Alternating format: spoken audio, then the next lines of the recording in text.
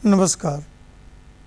Corona virus के प्रभाव के चलते, उसके संक्रमण के चलते, एक महामारी के चलते पूरा देश इस समय लॉकडाउन में है और जाहिर सी बात है कि जब सबको घर बंदी कर दी जाए तो तमाम तरह के संशय मन में आते हैं, कुछ ऊहापोह होता है जिसके चलते तनाव भी पैदा होता है, मानसिक तनाव पैदा होता है।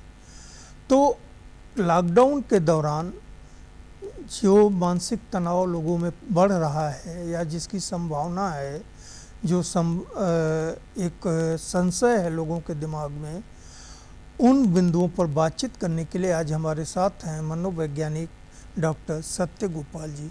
तो डॉक्टर साहब, सबसे पहले हम ये जानना चाहेंगे कि ये जो लॉकडाउन को लेकर के जो एक इसका मनोवैज्ञानिक प्रभाव लोगों पर पड़ा है, उसको आप किस तरह से देखते हैं? देखिए, आजकल जो मानसिक स्वास्थ्य पर लॉकडाउन का प्रभाव है, ये बड़ा थ्रेटनिंग इशू के संबंध में देखा जा रहा है और लोग बड़ा चर्चा कर रहे हैं कि स्ट्रेस कोपिंग स्ट्रेटजी कैसे किया जाए, तनाव से लोगों को कैसे समायोजित किया जाए।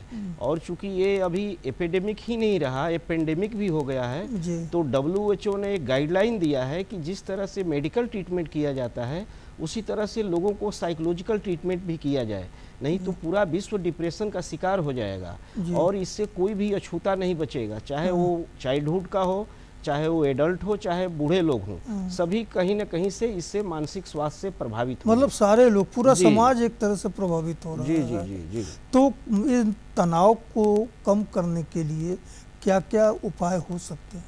तनाव को कम करने के लिए तो कई स्ट्रेटेजी है। मैं थोड़ी बहुत चीज़ों को बताना चाहता हूं कि ये किस तरह के तनाव आखिर आ रहे हैं। चाइल्डहुड को देखा जाए तो बच्चे चूंकि लॉकडाउन में घर में रह रहे हैं, तो इनके जितने सारे स्ट्रेस हैं, फ्रस्ट्रेशन है, कॉन्फ्लिक्ट है, वो दिमाग में ही रह रहा है, वो कहीं बाहर जाकर शेयर नहीं कर पा रहे हैं, लोगों को बता नहीं पा रहे हैं, इसलिए बड़ा उपापोह की स्थिति में है और लॉकडाउन के चलते बड़ा डिमांडिंग नेचर के हो गए हैं और उनमें एग्रेसिव बिहेवियर और एक दूसरे से वायलेंस एक्टिविटी कर रहे हैं। कमोबेश यही स्थिति हमारे युवा पीढ़ी में भी हो रही है और 3 तरह के भय लोगों में ज़्यादातर हो रही है।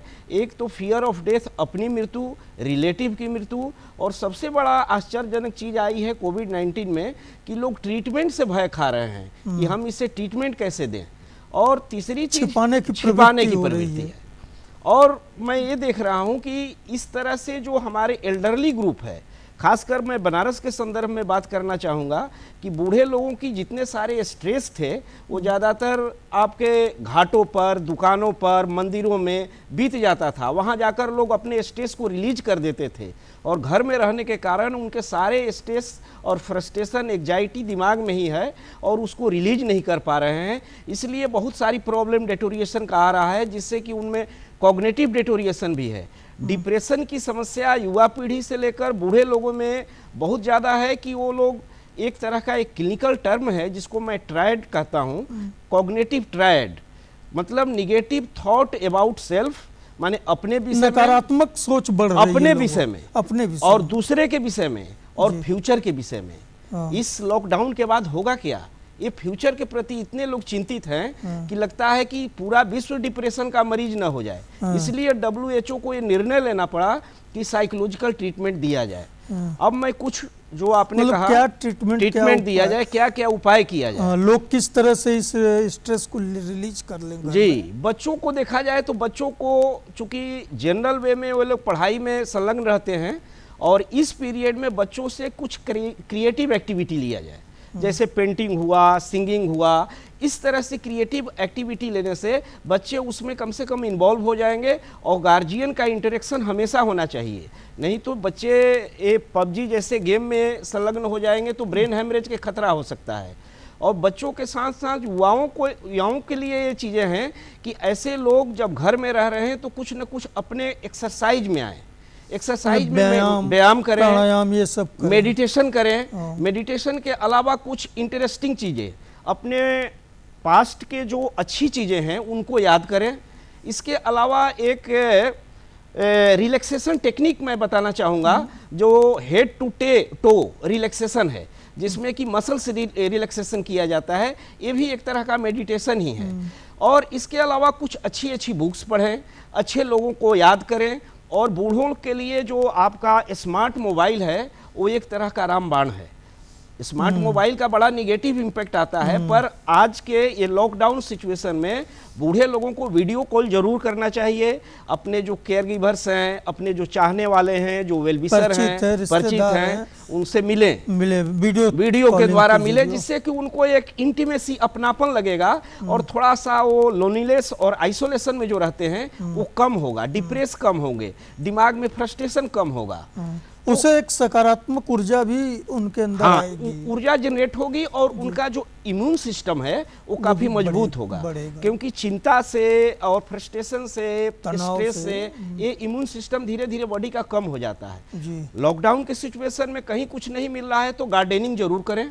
जिसके घर में पेट हो, जो चाहे डॉग हो, कैट हो, उसके साथ जरूर समय बिताएं। इससे स्ट्रेस रिलीज होता है बहुत सारी चीज़ों को।